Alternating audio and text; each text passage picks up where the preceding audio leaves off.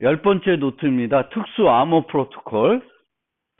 그래서 요 특수 암호 프로토콜은 원래 이렇게 여러 특수한 암호 프로토콜들을 소개하는데, 요 중간에 있는 건 다 설명 안 드리고, 영지식 증명하고 익명 인증 기술 그쪽만 설명드리고, 다음 노트로 넘어가겠습니다. 영지식 증명. 영어로는 Zero Knowledge Proof. 이렇게 됩니다. 요 영지식 증명이 또 요즘 블록체인에서 활용이 되고 있어서 얘는 좀 소개를 해야 될 것 같아요. 그래서, 어떤 증명자가 있고 그 증명을 확인하려는 사람이 있습니다. 근데 증명자는 자기가 증명하고자 하는 그 사실을 얘한테 안 알려주고 자기가 알고 있다는 것을 증명하고 싶은 거예요. 그래서 그렇게 할 수 있으면은 그거를 영지식 증명이라 그럽니다.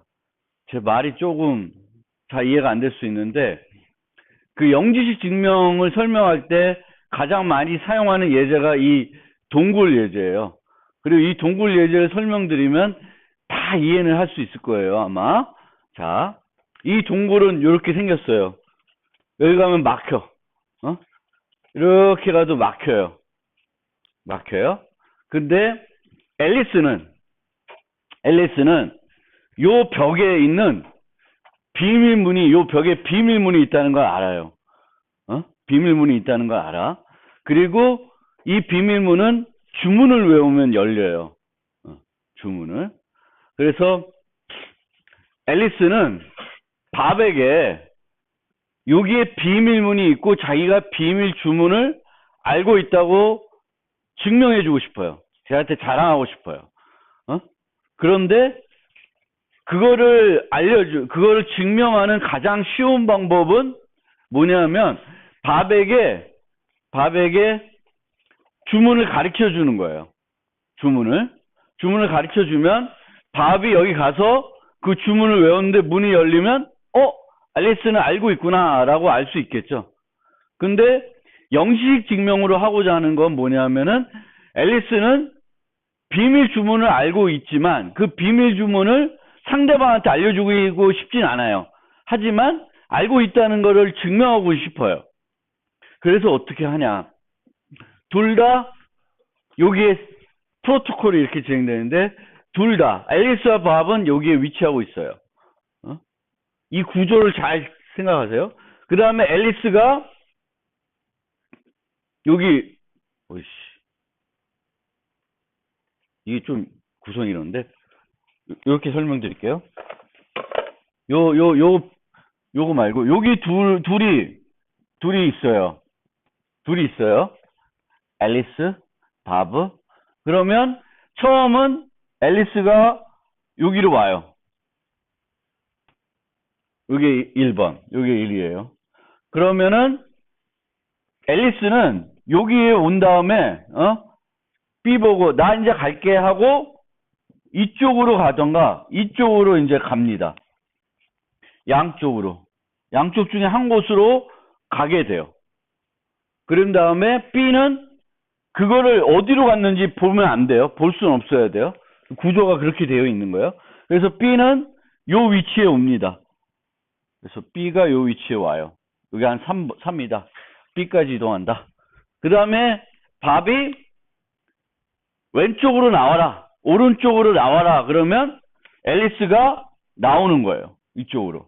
근데 만약에 앨리스가 여기로 갔어.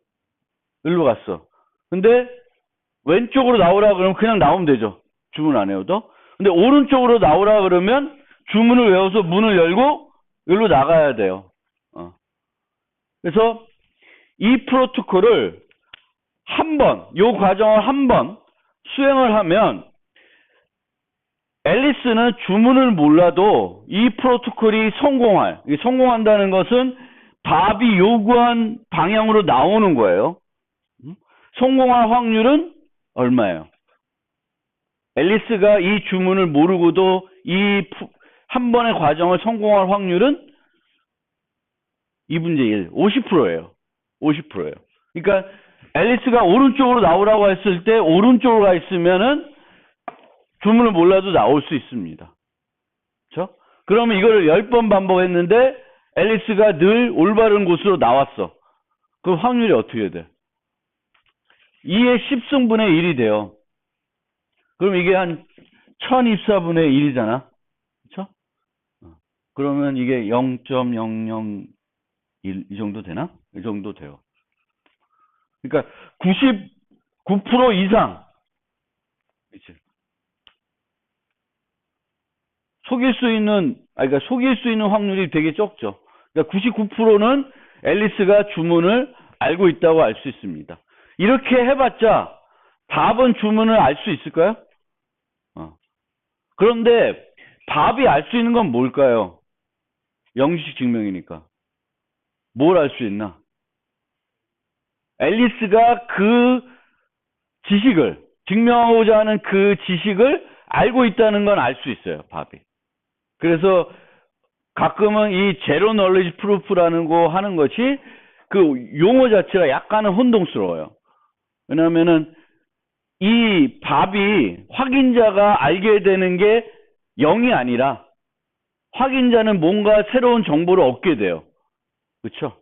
근데 뭐에 대해서는 그 정보를 못 얻냐면은 그 증명하고자 하는 지식에 대해서는 여기서는 그 지식이 비밀 주문인데 비밀 주문에 대해서는 아무것도 못 얻게 돼요.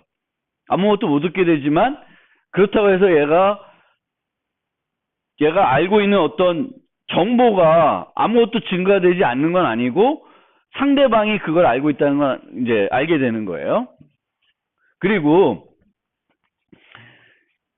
이게 되게 중요한 건데 답은 이 과정을 비디오로 녹화해도 다른 사람에게 앨리스가 이 사실을 알고 있다고 증명할 수가 없습니다.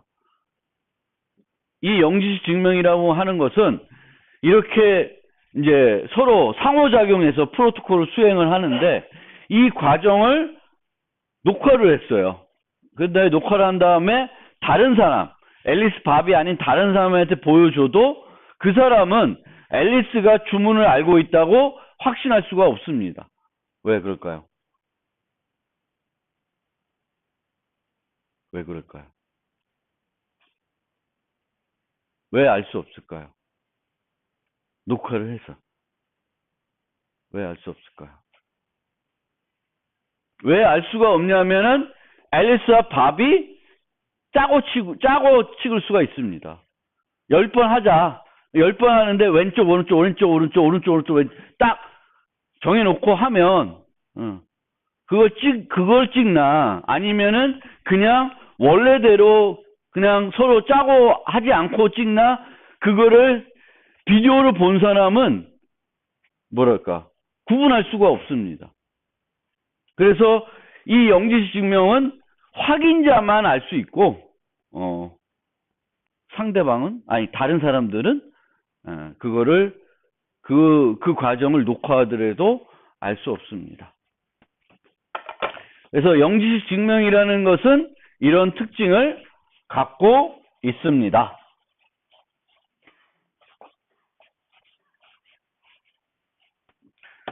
그러니까 뭔가 내가 알고 있는 것을 상대방한테 알려주고 싶은데 그 알려주는 가장 쉬운 방법은 그 지식 자체를 알려주는 거예요. 그 값이면 그 값 자체를 알려주는 건데 영시 증명에서는 값을 안 알려주고 이제 하는 거예요. 그러면 암호 기술에서는 어떤 거가 영시 증명에 해당될 수 있냐면은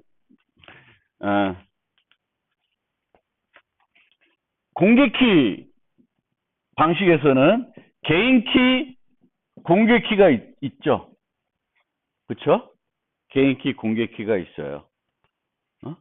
그러면은 내가 이 공개키에 대응되는 개인키를 알고 있다라는 걸 증명하고 싶어요. 가장 쉬운 방법은 뭐 어떻게 하면 돼? 그 개인키를 주면 돼요.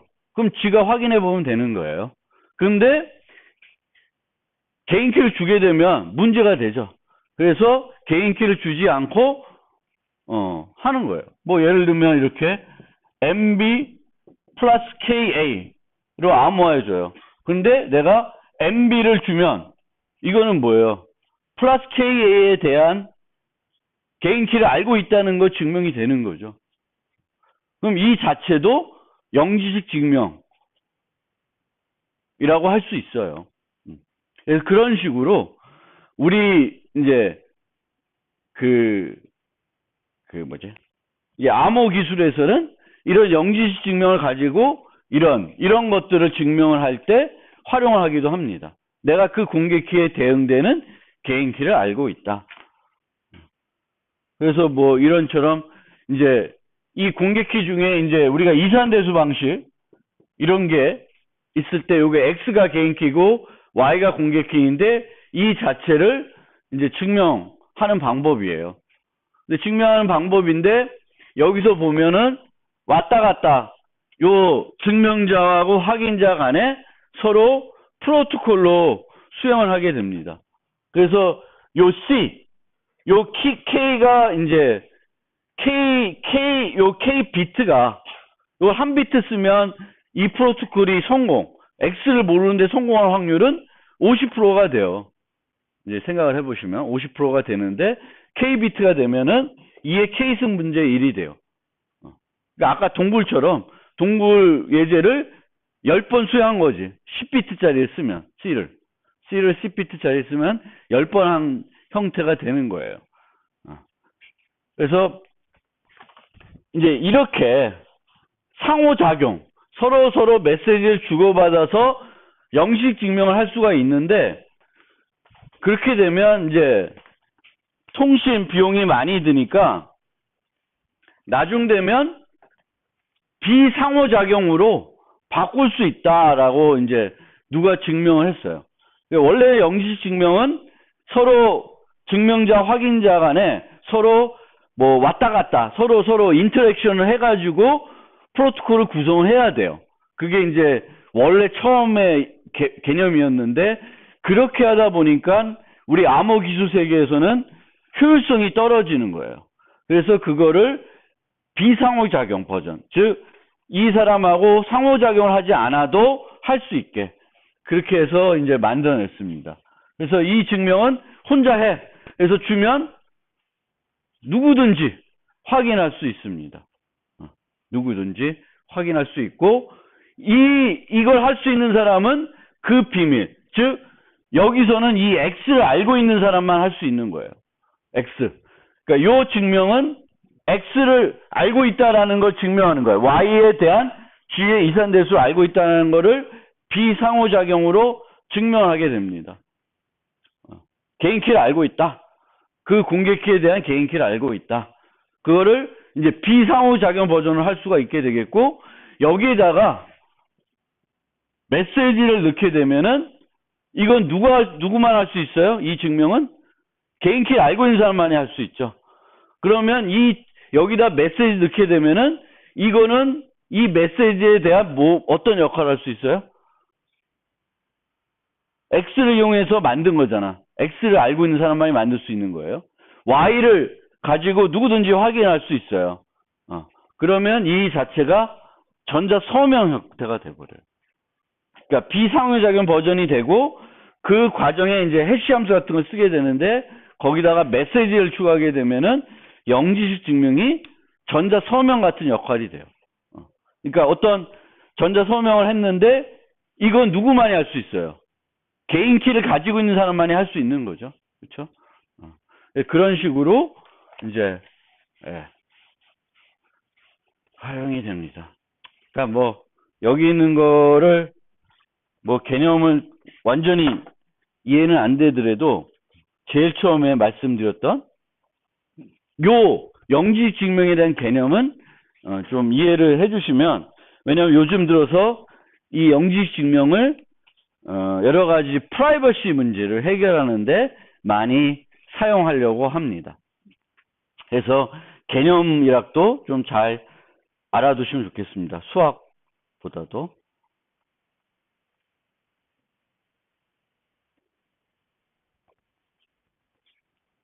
쭉 건너뛰어서 privacy, 전자서명과 privacy 개념을 좀 살펴볼게요. 요즘은 이제 이 privacy가 되게 핫 이슈니까 이제 암호 기술에서 이제 정보 보호하는 암호 기술을 연구하는 사람들의 핫 이슈 중에 하나가 어떻게 하면은 privacy를 좀 높여줄까, 서비스 사용하는 사람들의 이런 측면이 있습니다. 그래서 전자서명은 인증을 목적으로 하기 때문에 본질적으로 서명한 주체가 명확하게 나타나게 됩니다. 그러니까 우리가 이제 은행이 이제 인터넷 뱅킹을 생각해 보면은 제가 내 계좌에서 내 아내 계좌로 돈을 이체하려고 그래요. 그러면은 이제 제가 전자 서명을 해서 100만 원을 와이프 아내 통장으로 옮겨라 하고 전자 서명을 하게 됩니다. 그러면은 은행에서는 그 계좌의 소유주가 한 게 맞구나를 확인한 다음에 이제 이체를 해주는 거죠. 그래서 여기서는 확실히 이 서명한 사람이 김상진인지 아닌지를 확인할 필요가 있는 거죠. 그러니까 이거는 익명으로 하면 안 되는 거죠. 인터넷 뱅킹에서는. 그렇죠? 인터넷 뱅킹에서 어떤 행위들을 할 때 익명으로 할 수는 없는 거잖아요. 이 계좌의 주인이 나다. 그리고 내가 요구하는 거다라는 게 확인이 돼야 계좌 이체를 하든 인출을 하든 뭐 입금을 하든 할 수가 있는 거죠. 그래서 일반적으로 전자서명은 그 서명한 사람이 누구인지를 명확하게 확인할 수 있어야 돼요. 이게 사장님인지 부장인지 과장인지 알 수 있어야 된다는 거예요. 그런데 적법한 사용자 서명한 것이지만 어떤 특정 사용자 서명한 것인지는 모르게 하고 싶을 수가 있습니다. 이거를 익명 인증 기술이라고 합니다. 그러니까 전자서명은 되어 있지만 누가 했는지 이제 모르는 거예요. 서명은 되어 있지만 그게 어디 응용이 필요할까? 이제 한번 생각을 해보는데 첫 번째로는 가장 심플한 방법은 익명 인증서라는 걸 쓰는 거예요. 이게 익명 인증서. 그러니까 원래는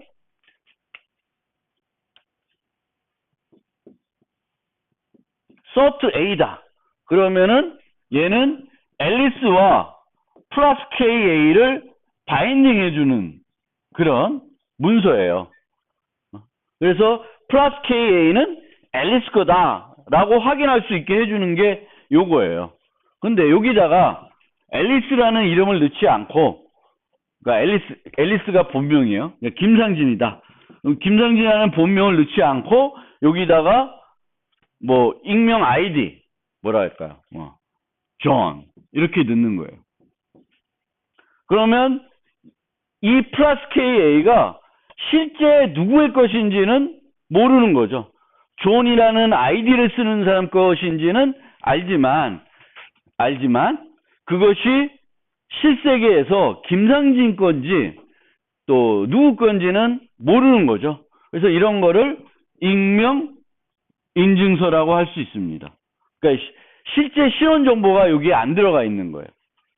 뭐 인증서는 우리가 아무거나 만들 수 있으니까 거기다가 주체 정보에다가 꼭 사람의 실제 이름을 넣어야 되는 건 아니니까 여러 가지 것들을 넣을 수 있습니다. 그런데 이렇게 해서 사용을 했다. 이렇게 해서 사용했어요. 마이너스 KA를 계속 썼어요. 그러면 요거는 누가 한 건지 알고 있는 거예요. 존이라는 사람이 한 거로 알고 있는 거죠. 그렇지만 존이 누군지는 모르죠. 그런 거는 익명, 우리가 1장에서 살펴봤을 때 이런 프라이버시는 어떤 프라이버시일까요? 강한 프라이버시일까요? 약한 프라이버시일까요? 약한 거죠. 왜?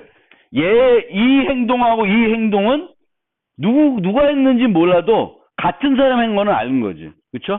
요 존이라는 게 누군지 몰라도 얘도 존이 한 거고 얘도 존이 한 거예요. 익명이 존인. 그래서 이거는 약한 프라이버시예요. 그러면 좀 더 강한 프라이버시를 하려고 그러면은 어떻게 해야 될까? 어떻게 해야 될까? 익명인증서를 하나만 썼어. 그랬더니 불연결성이 제공이 안 돼. 그러면은 어떻게 해야 돼요? 그걸 좀 개선하려고 그러면.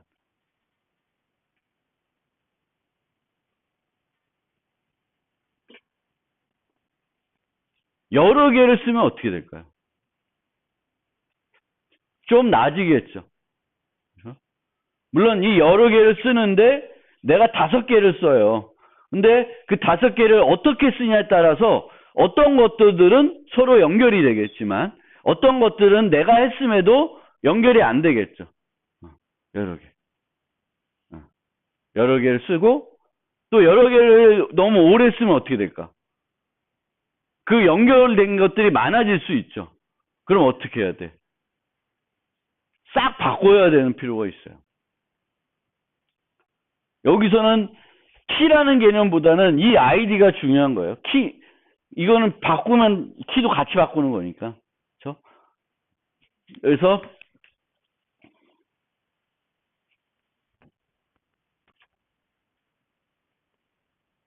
여기 항상 같은 익명을 서명할 경우에는 불연결성이 제공되지 못하므로 강한 프라이버시 제공이 가능하지 않음.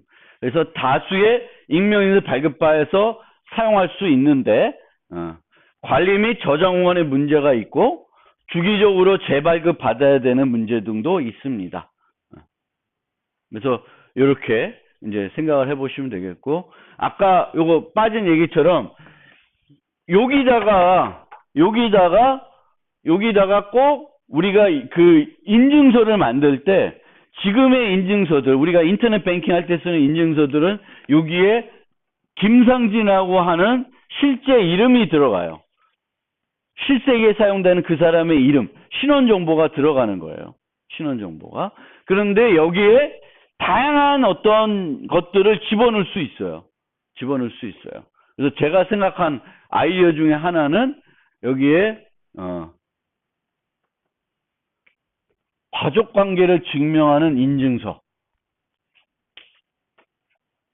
부모에게 발급. 그러니까 여기에 가족 이름들을 쫙 넣어놓는 거예요. 넣어놓고 -KA를 부모가 갖고 있는 거예요. 부모가. 그리고 얘가 어떤 어린아이가 뭘 하고 싶은데 부모의 동의가 필요해. 그러면은 이 인증서를 주고 그 동의가 필요한 것을 부모가 서명해 주는 거예요. 서명해 주면 이제 부모가 확실히 동의했다는 거는 알 수가 있는 거죠. 그 부모 말고는 그걸 서명할 수 없으니까. 그래서 여러 가지 용도로 우리가 인증서라는 거를 또 활용할 수도 있다. 요거는 지금 우리가 얘기하고 있는 그 프라이버시 얘기하고는 좀 다른 얘기고요. 그러니까 우리가 지금 얘기하는 게 원래 공개키 방식에서는 이제 기본적으로 인증서를 쓰고 그 인증서에는 실제 신원 정보가 들어가는데 우리가 프라이버시가 필요하면은 실제 신원 정보 대신에 익명 아이디를 넣을 수가 있다. 그리고 익명 아이디를 넣을 뿐만 아니라 다양한 것들을 넣어서 다양한 용도로 활용할 수 있다. 그 예 중에 하나가 뭐 이런 제가 이거는 생각한 건데 뭐 실제 말이 되는지 안 되는지 정확히 모르겠어요. 그래도 저런 게 가능하지 않을까 이런 생각을 하고 있습니다. 그리고 익명 인증서, 익명 아이디는 같은 개념이에요. 우리가 공개키 방식에서는 인증서를 쓰는 게 있고 신원 기반이 있는데 신원 기반에는 원래 내 이메일 주소 같은 걸 넣어서 만드는 거죠. 그래서 익명 아이디를 만들겠다 뭐 이런 얘기입니다. 그래서 그런 이제 그 프라이버시를 높일 때 가장 쉽게 생각하는 게 요거예요. 물론 인터넷도 보면 우리가 댓글 달 때 실제 내 이름 가지고 댓글 달아야 되는 것도 있고 그냥 익명으로 달 수도 있는 것도 있고 그렇습니다. 그 다음에 그룹 서명이라는 게 있습니다. 그룹 서명. 그래서 그룹 서명은 그룹이 있어요. 그룹이 있으면 그룹 매니저가 있는데 이 그룹 매니저는 각 멤버들한테 그룹 개인 키를 하나씩 줍니다. 쫙 줘요. 그러면 이 그룹 멤버들은 이 키를 이용해서 메시지를 서명할 수 있어요. 메시지 서명할 수 있어요. 그러면은 그 메시지에 서명된 메시지는 그룹 공개 키를 가지고 확인할 수 있습니다. 확인할 수 있는데 이걸로 확인했을 때 이 확인의 결과 이 사람이 했는지 이 사람이 했는지 다른 멤버가 했는지는 확인이 안 되는 게 그룹 서명입니다. 그러니까 예를 들면 우리 학부 교수님들한테 그룹 개인 키를 다 나눠줘. 그러면 우리 학부 교수님들은 그룹 서명을 할 수 있어요. 그럼 여러분들은 그거를 그룹 공개키 갖고 확인할 수는 있어요. 확인할 수 있지만 이 메시지를 김상진 교수가 서명했는지 서희석 교수님이 했는지 누가 했는지는 모르는 거예요. 우리 학부에 있는 교수님 중 한 명이 했다는 건 확신한데 그 중에 누가 했다는 건 모르게 됩니다. 그게 그룹 서명이라는 거예요. 그룹 서명. 그래서 그룹 서명은 그룹의 멤버들만 서명을 확인할 수 있고요. 확인자들은 그룹의 멤버 중 한 명이 서명했다는 것은 확인할 수 있지만 누가 실제로 서명했는지는 알 수 없고요. 두 개의 그룹 서명이 주어졌을 때 동일한 멤버가 서명한 건지는 알 수 없습니다. 그러니까 이 측면을 보면은 강한 프라이버시까지 제공되는 거죠. 그렇죠? 그룹 멤버들이 공모하여도 다른 특정 그룹 멤버가 서명한 것으로 올가맬 수는 없습니다. 그러니까 그 안에 있는 멤버들이 뭔가를 하더라도 이게 깨지지 않는다는 거예요. 분쟁이 발생한 경우에는 실제 서명자를 밝혀낼 수 있습니다. 그 관리자는. 조건부 익명성을 제공한다.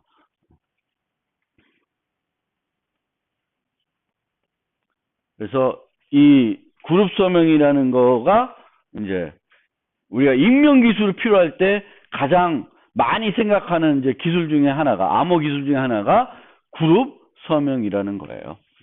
그리고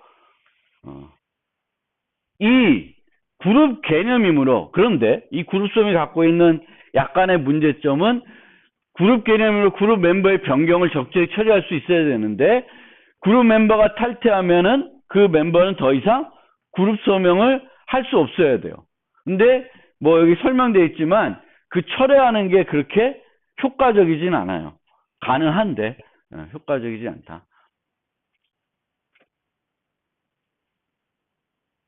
그리고 그룹 서명은 기존 일반 서명에 비해 계산 비용이나 서명값의 크기가 상대적으로 크다.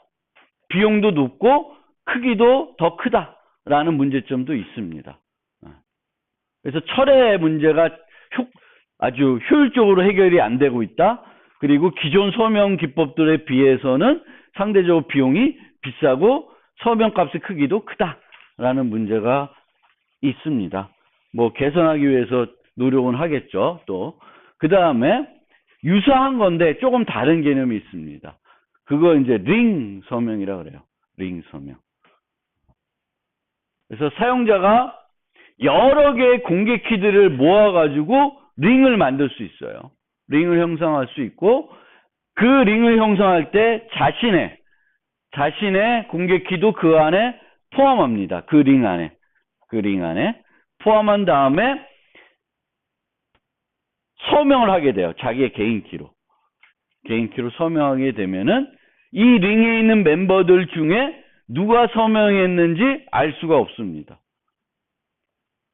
그래서 예.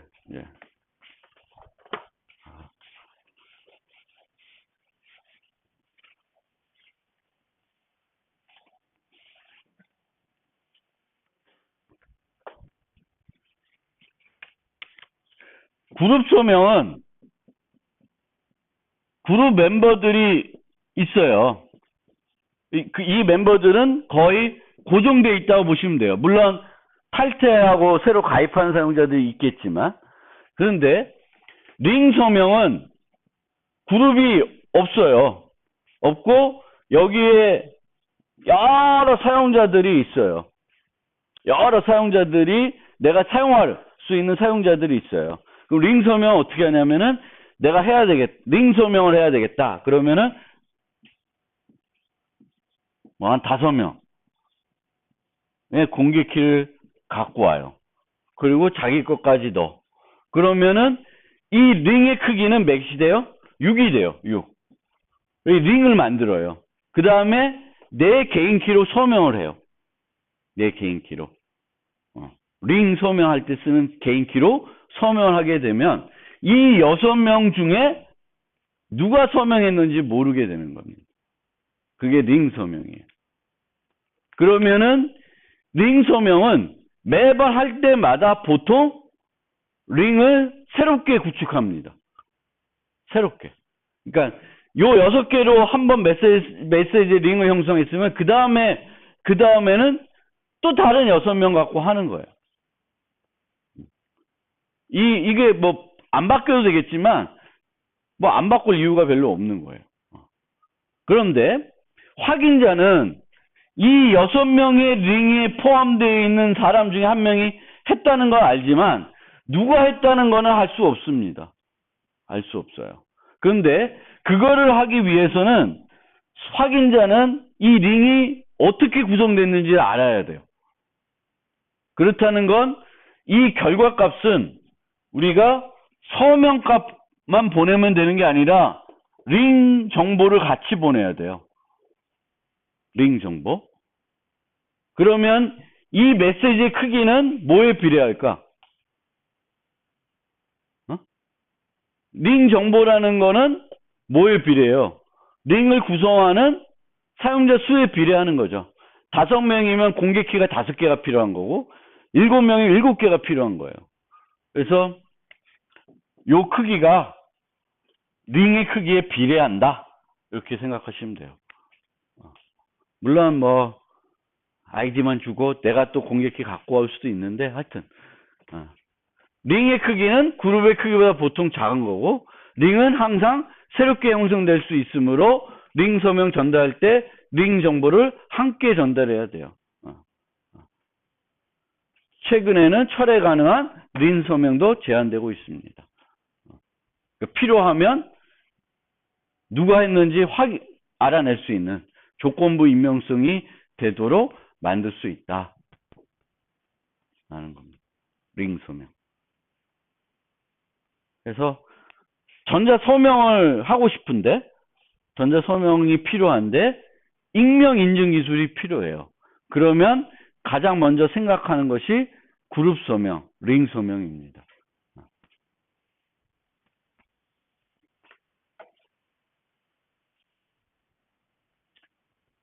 예를 하나 혹시 그때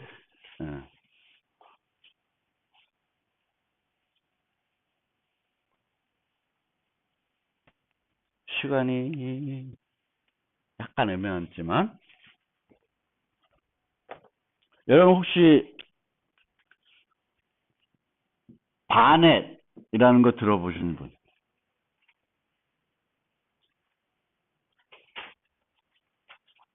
들어본 사람 없어요? 바넷.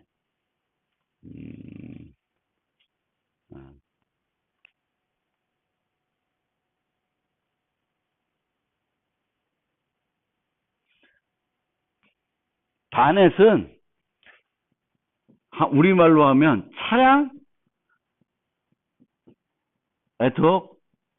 네트워크입니다. 그리고 애드혹 네트워크라고 하는 것은 인프라를 사용하지 않는 거예요. 인프라를. 우리가 지금 쓰고 있는 핸드폰은 인프라를 쓰죠. 기지국들이 쫙 망이 설치되어 있는 거예요. 망이 설치되어 있는 거고 애드혹 네트워크는 그게 없는 상태에서 쓰는 거예요. 차량하고 차량 간에 이렇게 서로 통신을 하는 거예요. 그럼 차량 간에 왜 통신하냐? 제일 중요한 거는 교통사고를 줄이려고 차량의 안전성을 높이려고 이제 생각하는 겁니다. 물론 엔터테인먼트 같은 것도 생각을 하고 있고 자율주행에서도 뭐 쓰려고 하고 있고 뭐 여러 가지 있어요.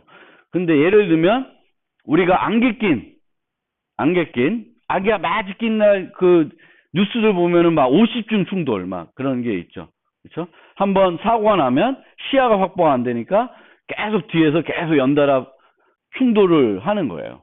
근데 만약 차량 애독 네트워크가 되면 사고가 났잖아요. 그럼 얘가 뒤로 메시지를 쫙 보내요. 그러면은 내가 눈의 시야가 운전자의 시야가 확보되지 않아도 차량 모니터나 여러 가지 방법으로 사고를 알릴 수 있죠.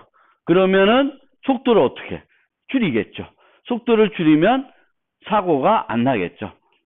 그렇죠? 사고가 안 날 거예요. 그래서 그런 거에 활용할 수 있습니다. 그러면 얘가 평상시에 얘는 계속 메시지를 보내요. 평상시에 원래 반에서는 평상시에 계속 메시지를 보냅니다.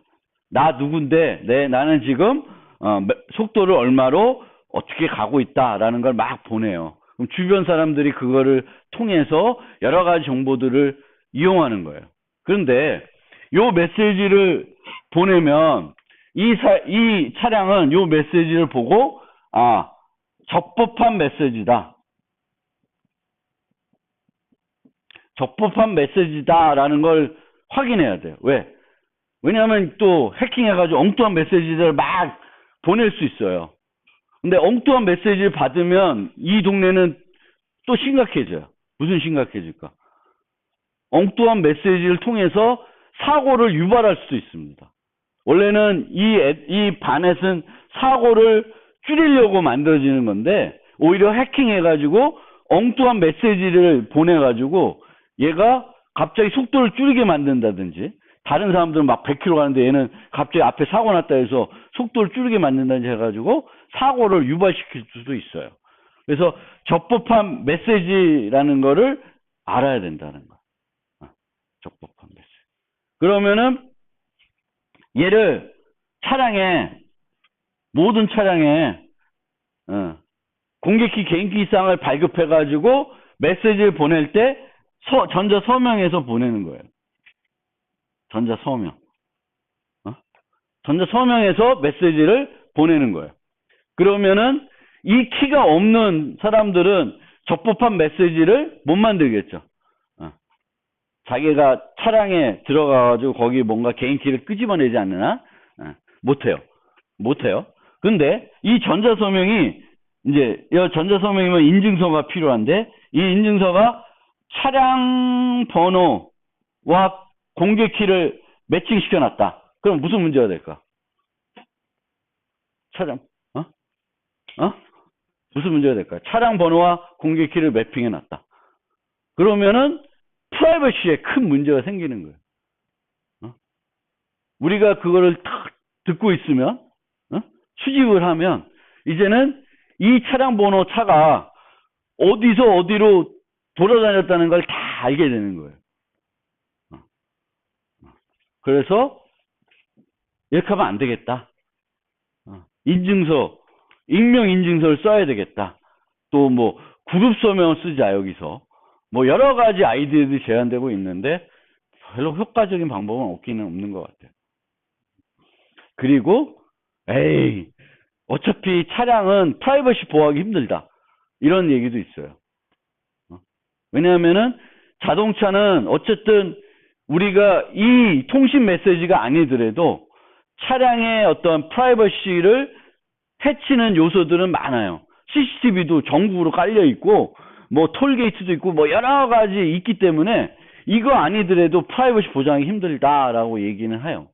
그래서 쓰자 뭐 이렇게 얘기도 하는데 어쨌든 이런 동네에서도 자꾸 이제 이렇게 가려고 할 수 있는데 그럼 이것보다는 좀 더 그래도 프라이버시를 보호해 줄 수 있는 수단이 없을까라고 했을 때 잘 이렇게 머릿속으로 떠올리는 것들이 이런 그룹 서명, 림 서명이에요. 특히 그룹 서명이라는 거는 전국에 있는 모든 차량을 그룹으로 묶는 거죠. 그러면 아니면 이렇게 할 수 있죠. 서울시에 등록된 차량은 하나의 그룹으로 묶는다든지 그러면은 이제 그룹 크기를 조금씩 줄일 수 있죠. 아니면 또 강남구, 이렇게 동작구, 이렇게 하면 더 줄일 수가 있고, 그렇게 되면은 이제 거기서 유효하게 발급된 애가 구청에서 유효하게 발급된 애가 운전하고 있다는 거는 알 수 있지만 누가 운전하고 있는지는 모르는 거죠. 어떤 차량 번호가 운전하고 있는지는 이제 모르게 할 수 있는 거예요. 그래서 그룹 서명 같은 것들을 이제 많이 생각하고 있어요. 이거에 대한 솔루션으로. 그 다음에 은닉 서명이라는 거는 조금 앞에 있는 예제하고 조금 또 달라요. 이 은닉 서명은 이제 좀 이따 살펴볼 전자화폐하고 연관성이 많은 거예요. 전자화폐하고. 그래서 보통의 전자서명은 서명자가 서명할 메시지를 봐야 되겠죠. 서명자가 서명할 메시지를 보지 않고 서명하면은 어떤 문제가 생길까? 아주 심각한 문제가 생기겠죠. 내가 하지 않은 일에 대해서도 책임을 져야 되겠죠. 전자 서명한다는 것이 내가 그거를 뭔가 약속하는 것처럼 되는 거잖아요. 이 문서에 전자 서명했다. 우리가 전자 결제했다 그러면 총장이 결제한 거죠. 그럼 총장이 결제를 하려 그러면은 아니면 회사 사장이 결제하려면 뭔지 알고 결제를 해야지. 그냥 보지 않고 결제했다가는 큰 문제가 생기죠. 자기가 동의하지 않는 것에 결제가 될 수 있으니까. 그래서 원래는 메시지 봐야 돼. 근데 은닉 서명은 메시지를 안 보는 거예요. 서명자가. 위험하겠죠.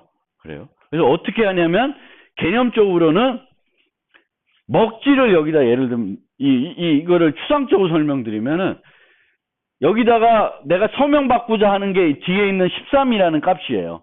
그럼 여기다가 13이라는 값을 편지 봉투에 넣고 먹지를 넣고 밀봉을 시킵니다. 그럼 서명자는 밀봉되어 있기 때문에 아무리 이렇게 비춰봐도 이 값을 못 본다는 거예요. 그러면은 이 위에다가 도장을 꽝 찍으면 나중에 풀면 도장이 찍혀 있는 게 나오는 거예요. 서명자가 승인한 게 나온 거죠. 근데 이 13번인지는 50번인지는 서명자는 모르는 거예요. 그게 은닉 서명이에요. 은닉 서명. 그러니까 은닉 서명은 서명자가 뭘 못 봐요? 서명할 데이터를 못 보고 서명해 주는 거예요.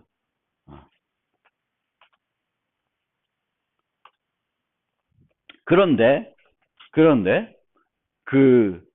서명할 데이터를 못 보니까 이 서명을 받아야 되는 사람들은 엉뚱한 그 서명자한테 불이익이 될 수 있는 값을 줄 수가 있죠. 서명 받기 위해서. 그래서 문제가 되니까 어떤 방법을 쓰냐면은 옛날에는 컷 앤 추스라는 방법을 썼어요. 컷 앤 추스. 그래서 컷 앤 추스는 서양에 있는 얘기인데 서양에서는 케이크를 이제 서로 두 명이서 나눠 먹고 싶어요. 근데 한쪽 사람이 자르고 나머지 사람이 선택을 하는 거예요. 나머지 사람이. 케이크를 나눠 먹는데 한 사람은 자르고 다른 한 사람은 자른 것 중에 하나를 선택해서 먹는다는 거예요. 그럼 여러분 같으면 어떻게 자르겠어요? 응? 일반적으로는 정확하게 반으로 자른다는 게 이 커튼 추스의 얘기입니다. 근데 사람 따라 다를 수 있어요. 나 같으면 요만큼만 느끼고 잘라서 감췄는데 조그만 거 걸리면 할 수 없고 큰 거 걸리면 내가 망쳐 먹는 거죠. 사람의 성격에 따라 다를 수 있는데 손해를 안 보려면 어떻게 해야 돼? 손해를 안 보려면은 정확하게 반으로 쪼개야 되는 거예요. 그래서 이게 컷 앤 추스입니다. 컷하는 사람 따로 추스하는 사람 따로. 그럼 그 컷하는 사람은 분리하지 않기 위해서는 정확히 케이크를 반으로 쪼갰다는 거예요. 그러면은 이 동네에서는 어떻게 하냐? 예를 들면 내가 받아야 돼. 은닉 서명을 받아야 돼. 그러면은 하나를 주는 게 아니라 이런 거를 10개를 줘요. 10개. 그럼 10개를 주면은 이 사람은 10개 중에 9개는 다 열어봐. 열어봐서 이상한 짓을 하지 않았는지를 확인합니다. 그래서 9개가 다 유효하면은 나머지 하나는 뜯지 않고 도장을 찍어줍니다. 그러면은 부정할 확률은 어떻게 돼요? 속일 수 있는 확률은 10장 보내고 9장 열면 10%죠. 그렇죠? 이제 그게 커튼 추수입니다. 내가 권리 확률이 90%예요. 그렇죠? 10개 주면 90% 확률로 내가 부정이 드러날 수 있어요. 그럼 부정이 드러날 수 있으면은 커튼 추수라고 하는 어떤 것에서는 내가 부정을 안 할 거다. 왜? 권리 확률이 높으니까. 그래서 그런 게 있어요. 근데 이거를 실제 어떻게 그거를 프로토콜로 실제 구현하게 되면은 이 과정에서 줘야 되는 값이 무지 많죠. 그리고 얘가 확인해야 되는 게 많죠. 그래서 이제 사람들이 연구해가지고 커튼 추수하지 않고도 이제 은닉 서명할 수 있는 기법들을 이제 고안해 냈습니다. 근데 최초에는 그게 안 됐다. 그리고 이 은닉 서명은 이제 다음 시간에 살펴볼 전자화폐를 발급할 때 활용이 됩니다. 활용이 되냐면 요 번호가 전자화폐에서 무슨 역할을 할 수 있을까? 전자화폐에 있는 비트코인 같은 거 말고 일반적인 화폐에는 뭐가 있죠? 보면 이름 있어요? 화폐 이름 있어요? 화폐 뭐가 있어? 이 화폐에 뭐가 있냐? 발행자 한국은행 총재 돼 있네. 그것 말고 HD 3577837D라는 게 있어요. 그게 뭘까? 1년 번호예요. 각 지폐마다 종류마다 독특한 거예요. 요게 그 1년 번호가 될 수 있는 거예요. 1년 번호. 그리고 이 도장은 뭐가 될까? 여기서 도장은 여기 한국은행 총재가 있잖아요. 누가 발급해요? 한국은행이 발급해야 되지. 그럼 한국은행이 은닉 서명을 해주는 거예요. 1년 번호에 대해서. 그러면은 내가 예를 들면 발급을 받는데 김상진한테 전자화폐를 발급해주면서 13번은 김상진이 발급받았다는 걸 알면은 뭐가 안 돼요? 익명성이 보장이 안 되겠죠. 그러면 은닉 서명을 하게 되면은 김상진한테 13번을 발급해줬는지 50번을 발급해줬는지 100번을 발급해줬는지는 알 수가 없습니다. 그럼 내가 나중에 쓰면은 김상진이 썼는지 누가 썼는지 모르게 되는 거예요. 그러니까 화폐 1년 번호가 있는데 그 화폐를 발급할 때 요 1년 번호는 김상진, 요 1년 번호는 홍길동 이렇게 알게 되면은 프라이버시를 보호할 수가 없습니다. 그래서 그때 이제 은닉 서명 같은 기술을 쓸 수가